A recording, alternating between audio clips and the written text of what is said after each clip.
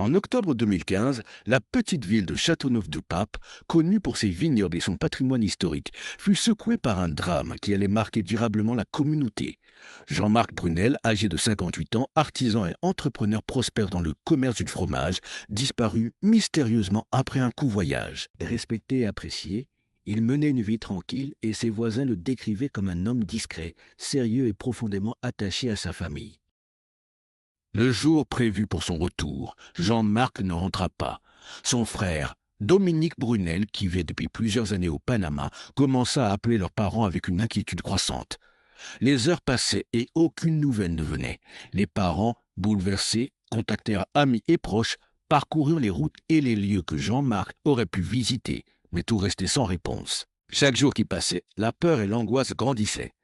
La disparition d'un membre de la famille dans des circonstances aussi mystérieuses est toujours un choc, mais ce fut encore plus intense dans ce cas précis à cause de l'incompréhension et de l'absence de pistes. Le 2 novembre 2015, la tragédie fut confirmée.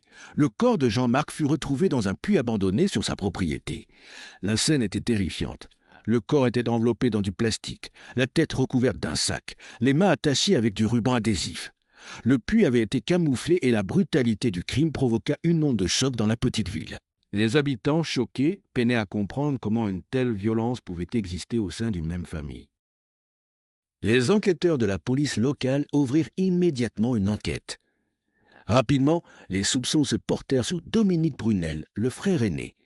Les investigations révélèrent de vieux conflits familiaux, des tensions liées à l'argent et à l'héritage, et une jalousie latente entre les deux frères.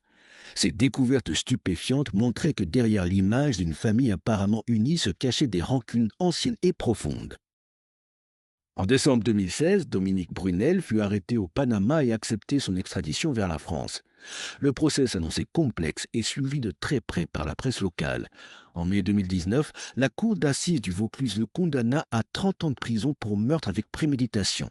Dominique fit appel, contestant la décision et affirmant que le drame était le résultat de conflits familiaux et non d'une planification criminelle. Le procès en appel se tint en octobre 2020 à Nîmes devant la cour d'assises. Les audiences furent longues et intenses, avec des témoignages émouvants de proches et de membres de la famille, qui décrivaient les relations entre Jean-Marc et Dominique.